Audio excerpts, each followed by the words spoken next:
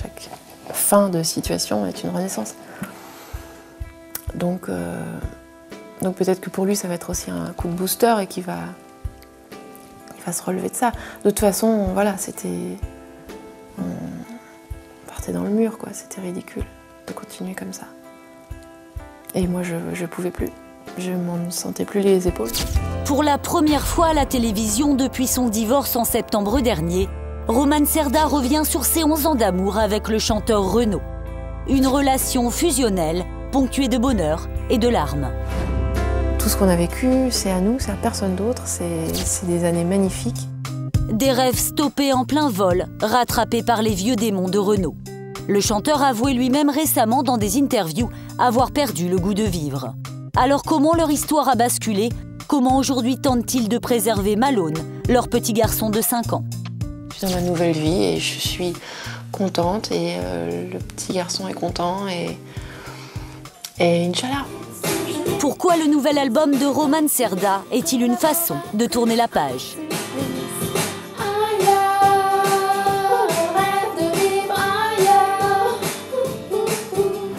Rencontre exclusive avec une femme qui a eu le courage de reprendre sa liberté.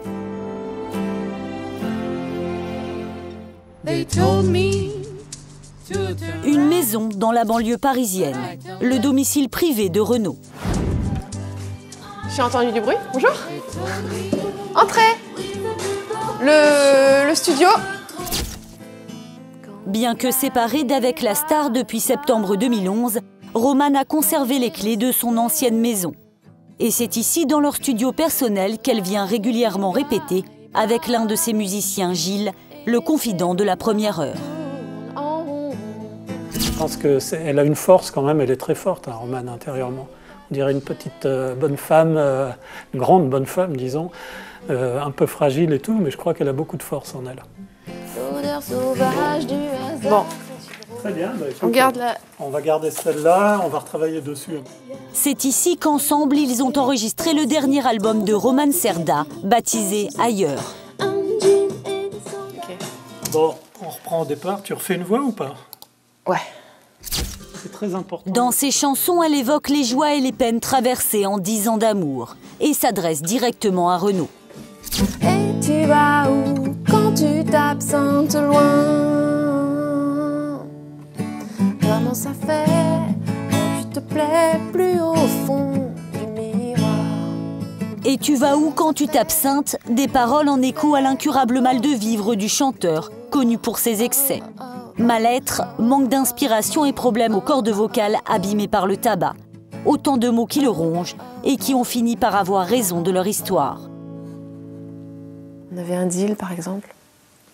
Si tu bois une fois par semaine, seulement une fois, comme ça, voilà, t'es pas trop frustré, mais quand même, bon, tu te tiens, quoi. Et puis en fait, tous les jours où il buvait pas, il pensait qu'à ça, quoi. Et du coup, c'était pas rassurant. Même les fois où tout allait bien, où j'aurais pu me dire, bon, c'est super et tout. Mais j'étais quand même dans l'angoisse de me dire quand je vais rentrer, comment il va être et tout. Après des années passées à croire qu'elle pourrait l'empêcher de sombrer et à espérer pouvoir préserver sa famille, Romane s'est résolue à partir. Je suis très fatiguée de tout ça, quoi. Et je me sens plus la force de me battre pour lui. J'ai déjà le petit garçon, même moi, j'ai besoin aussi de survivre, quoi. Et j'ai pas envie de couler, j'ai pas envie d'être malheureuse, j'ai pas envie de plonger, quoi. Ouais, au fond, l'amour, ça suffit pas toujours. Un constat d'échec et la fin d'une histoire commencée il y a 11 ans dans un restaurant parisien. Une rencontre improbable entre le chanteur alors en pleine dépression et cette jeune femme âgée de 20 ans de moins que lui. Je me suis assise et là, il y a une personne qui était à la table de Renaud qui est venue me voir en me disant Renaud veut vous écrire des chansons. 2 jours après, j'ai reçu un mail. Ça n'arrive pas tous les jours quand même qu'une star comme ça te dise toi, je vais t'écrire 12 chansons. Puis en plus, qu'il me les dise même pas lui-même, hein, qu'il fasse venir quelqu'un et tout. C'était drôle. Mais bon, j'y croyais pas, quoi. Et 2 jours après, je reçois un mail qui parlait pas du tout des 12 chansons. Dès leur rencontre, la jeune chanteuse de 30 ans a dû composer avec les silences de Renaud. Il m'écrivait et moi je lui répondais. Et des mails très enflammés. Et au moment où j'allais le voir, en fait, quand je le voyais, ça avait plus rien à voir. C'était plus le même personnage. En vrai, il était réservé, il parlait plus. Et je lui disais bon enfin, je lançais des sujets de discussion et puis il répondait pas. C'était super intimidant comme situation. Romane Cerda s'est lancée dans cette histoire en pressentant qu'elle allait être compliquée. À chaque fois, je me disais bon, il faut plus que je retombe dans le panneau. La prochaine fois qu'il m'appelle, j'y vais pas. Ah non, ça j'y vais plus du tout. Et voilà, j'irai pas. Et puis il m'appelait, il me disait j'ai envie de te voir. Ah bon? Ah ouais? Ah bon? Bon bah d'accord, j'arrive. Il me faisait fondre à chaque fois alors que j'étais vraiment décidée, quoi. Il était très attendrissant, il était dans sa fragilité, donc moi j'avais envie de l'aider et je pensais d'ailleurs que j'allais pouvoir l'aider. Grâce à Romane, Renaud retrouve la sérénité et l'inspiration. Boucan d'enfer s'arrache à 2,5 millions d'exemplaires, le plus gros succès de sa carrière. Renaud souffre de tous les maux qui accablent ce monde barbare. Il porte les croix sur son dos des injustices les plus notoires. Courtisé par de grands groupes de rock comme Scorpion, Romane choisit Renaud pour produire son premier album. Dans le duo Anaïs Nin, ils célèbrent leur amour. Anaïs Nin, à le diable au cœur, la douleur assassine. Une période insouciante dont Romane Cerda se souvient aujourd'hui avec tendresse. Comme de ce jour où ils avaient décidé de s'unir symboliquement. Et on était là un été, c'était en Ombrie, en Italie. Et donc on était à la piscine. Et on s'est dit, dans l'après-midi, tiens, si on se mariait. Donc je me suis fabriqué une bague avec des branches. Et voilà, on s'est mariés comme ça. Et c'est le fils d'un copain à nous qui a fait le prêtre. Ça avait l'air de rien, mais c'était super émouvant en fait. Un mariage qu'ils finiront par célébrer officiellement et qui a scellé leur lien à jamais. J'ai pleuré comme une madeleine. Tout ce qu'on a vécu, c'est à nous, c'est à personne d'autre. C'est des années magnifiques. Et voilà, on continue à vivre parallèlement. Mais voilà, on est toujours là l'un pour l'autre. Moi, je suis toujours là et je serai toujours. Aujourd'hui, c'est à travers Malone, leur petit garçon de 5 ans, que leur amour continue de vivre. Mon petit garçon, c'est mon moteur. C'est avec lui que j'ai envie de faire tout ça, quoi. En fait, ça fait 4 ans, je n'osais pas venir faire de cheval parce que j'ai peur de me casser un truc ou quoi et de ne pas être dispo pour lui. Mais maintenant, il commence à être grand et je crois que je peux recommencer. Viens voir, on monte dessus. Pour cet enfant qui est devenu sa priorité, Romane fait tout pour maintenir le lien avec son père au quotidien. Il dit lui-même, il dit qu'il n'est pas mon père, mais je sais pas. Il n'y a pas de bon père ou de pas bon père. Il est là et il l'aime, c'est déjà bien. C'est énorme. Et Malone, il le sait qu'il l'aime. Après, bon, c'est pas un père traditionnel, quoi, c'est sûr. Romane continue d'aller régulièrement dans la maison qu'ils avaient achetée ensemble, près de Meudon. Voilà un super jardin. Bon, aujourd'hui, il fait pas beau, mais normalement, c'est magnifique. Puis voilà, j'adore cet endroit. Un havre de paix qu'ils avaient choisi pour abriter leur amour, loin des tumultes parisiens. Un grand jardin, une belle maison. Non, c'est magnifique. C'est dommage d'être triste là-dedans. Car c'est ici que Renaud a été rattrapé par son mal-être. Un mal-être qu'il évoque alors dans la presse en décrivant cette maison comme un mouroir.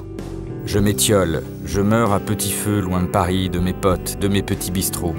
Des propos qu'il démentira plus tard, mais qui suffiront à faire passer Romane Cerda aux yeux de certains, pour celle qui lui a volé sa liberté.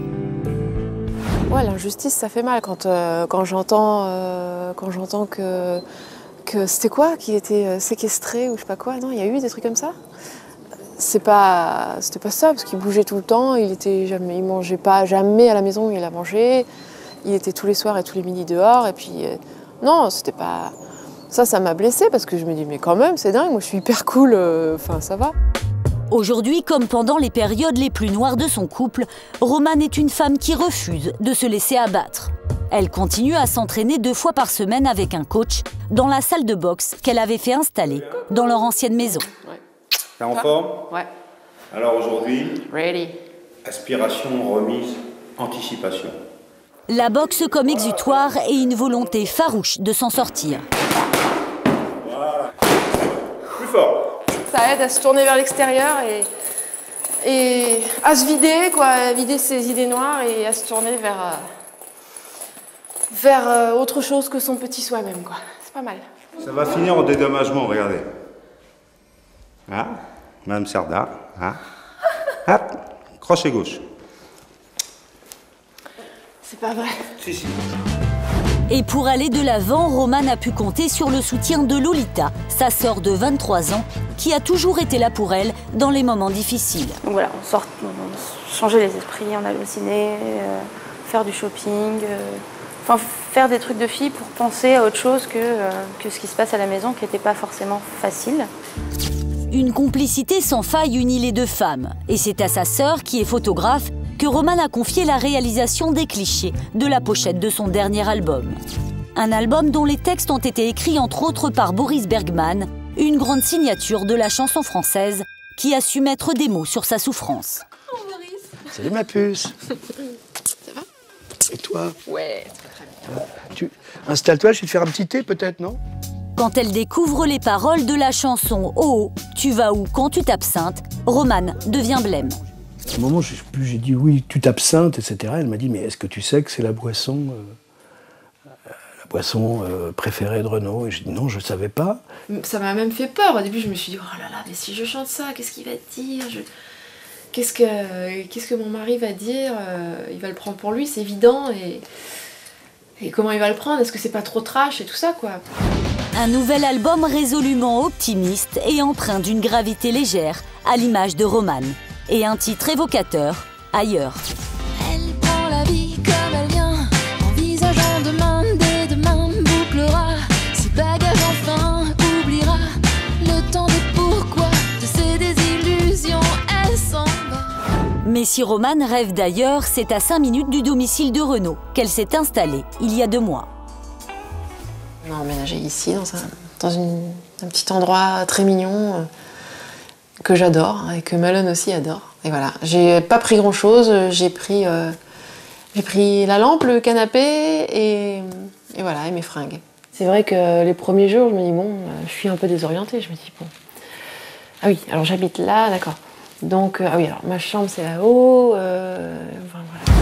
Se retrouver elle-même pour regarder vers l'avenir plus sereinement et tenter de se débarrasser de l'étiquette femme de Renaud qui lui colle encore à la peau. Ah, je vous connais, vous êtes la femme de Renaud. Bon, bah peut-être qu'ils me diront, ah, je vous connais, vous êtes l'ex de Renaud. Je sais pas. Ou alors le petit, ah, c'est le fils de Renaud. Ouais, enfin, c'est aussi mon fils, hein. Recommencer les yeux fermés, elle imagine ses jours meilleurs. C'est en ces termes que Romane Cerda envisage son avenir dans ses chansons. Romane est partie voir ailleurs. Je suis stressée, je suis anxieuse, j'ai peur, j'ose pas, enfin voilà, j'ai tous ces problèmes-là. Mais voilà, j'ai réussi à prendre la décision et voilà, je suis dans ma nouvelle vie et je suis contente et le petit garçon est content et Inch'Allah. L'avenir est devant nous.